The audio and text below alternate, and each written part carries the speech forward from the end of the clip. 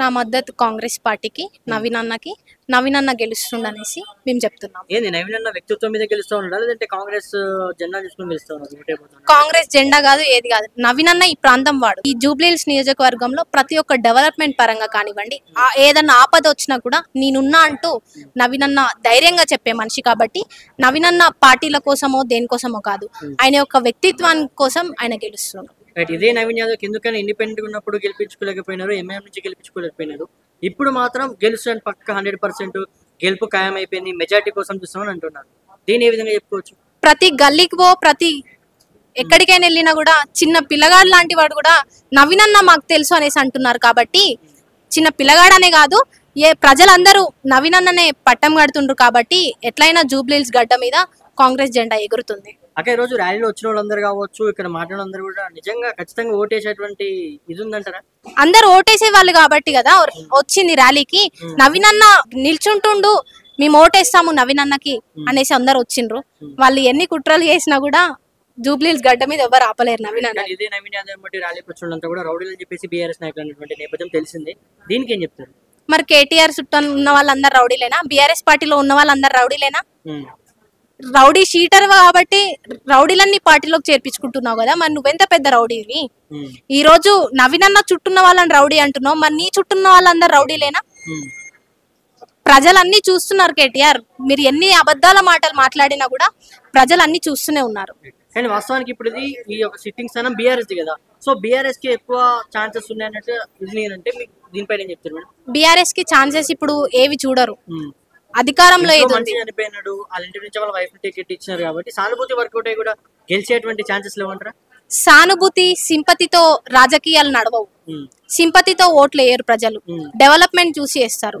మన ప్రాంతం ఎలా అయితే డెవలప్ అవుతుంది, మన ఇంట్లో మన పిల్లగాడికి ఉద్యోగం రావాలి, మనం ఉద్యోగాలు చేయాలి అనేసి జూబ్లీహిల్స్ ప్రజలు నమ్ముతున్నారు. అందుకే నవీన్ అన్ననే చూస్తున్నారు. మాగంటి గోపీనాథ్ గారు దాదాపు బీఆర్ఎస్ 10 సంవత్సరాలు అధికారం ఉన్నప్పుడు వాళ్ళు ఏం చేయలేదు జూబ్లీహిల్స్ కి. వాళ్ళు ఏం చేయలేదు కాబట్టే కదా ఈ రోజు వాళ్ళకి ధైర్యం లేదు ఓట్లు అడగడానికి. వాళ్ళు మేము ఈ డెవలప్మెంట్ చేశాము అనేసి వాళ్ళకి ఆ ధైర్యం లేదు కాబట్టి కాంగ్రెస్ ప్రభుత్వాన్ని ఎలా అయినా బదనం చేయాలని చూస్తుండ్రు. కానీ వాళ్ళు ఎన్ని కుట్రలు చేసినా కూడా కాంగ్రెస్ గెలుపుని ఎవరు ఆపలేరు. ఈ రోజు కాంగ్రెస్ పార్టీ నుంచి అయితే నవీన్ టికెట్ ఇచ్చిందో ఇదే టికెట్ 2023 జనరల్ ఇచ్చినప్పుడు ఎందుకు ఇవ్వలేకపోయింది?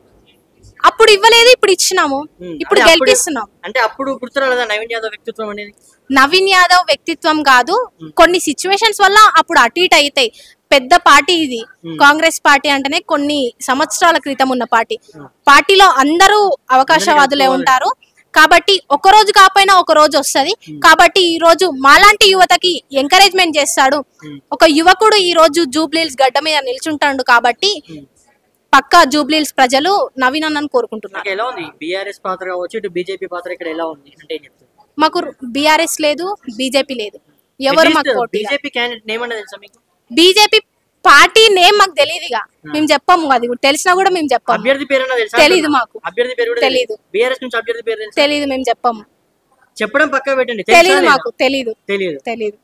ఎందుకు ఏమంటారు? వాస్తవానికి నవీన్ యాదవ్ ఇంటి ముందు చూస్తూ ఉంటే 100 మంది ఉన్నారు. ఇదే నవీన్ యాదవ్ రేపు గెలిస్తే ఇట్లే గోట్లు ఓపెన్ చేసి ప్రజల మధ్యలో ఉంటారు, ప్రజల మధ్యలో ఉంటుండు కదా. ఇప్పుడు ఎన్నో సంవత్సరాల నుండి వాళ్ళ కుటుంబం ప్రజాసేవ మనం చూస్తా ఉన్నాం. అంటే అధికారం ఉన్నప్పుడు ఒక విధంగా, అధికారం లేనప్పుడు ఒక విధంగా. నవీన్ అన్న అధికారంలో లేకపోయినా కూడా ప్రజల మధ్య ఉన్నారు, వాళ్ళ కుటుంబం ప్రజాసేవ చేసిండ్రు. ఈనాడు నవీన్ అన్న కూడా సేమ్ అదే వేలో ఫాలో అవుతారు. నా క్వశ్చన్ ఏంటంటే, అధికారం లేనప్పుడు ఎవరైనా మంచిగానే ఉంటారు, అధికారం వచ్చినాక అహంకారం అవుతుంది. ఇది మనం కొంతమంది చూస్తూ ఉన్నాం, తెలిసిందే, మీకేం తెలిసిందే. అటువంటి విధంగా నవీన్ యాదవ్ ఉండబోతున్నాడా? లేదు, అధికారం ఉన్నా లేకున్నా ప్రజల్లో ఉండేటువంటి వ్యక్తి నవీన్ యాదవ్ కాదంటే నిజం. అధికారంలో ఉన్నా అధికారంలో లేకపోయినా ప్రజల సమస్యల పైన పోరాడే వ్యక్తి నవీన్ అన్న. సో నవీన్ అన్న ఎప్పటికీ ప్రజల మధ్యలోనే ఉంటాడు. ఎందుకంటే ఒక యువకుడు రేపు నవీన్ అన్నకు ఫ్యూచర్ ఉంది, మాకు ఫ్యూచర్ ఇస్తాడు, మాలాంటి యువతని ఎంకరేజ్మెంట్ చేస్తారు. కాబట్టి నవీన్ అన్న ఎల్లప్పుడూ ప్రజల మధ్యలోనే ఉంటాడు.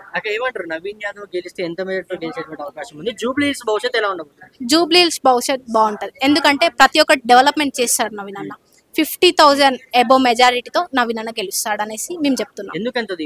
అంత ధీమా ఉంది మాకు, చూస్తే తెలుస్తుంది. ప్రజల్లో రెస్పాన్స్ ఉంది, ప్రతి గల్లీకి వెళ్ళినా కూడా నవీన్ అన్న పేరు చెప్తుండ్రు. కాబట్టి మేము ఎక్స్పెక్ట్ చేస్తున్నాము. Already Congress win in Jubilee Hills, but we're waiting with majority.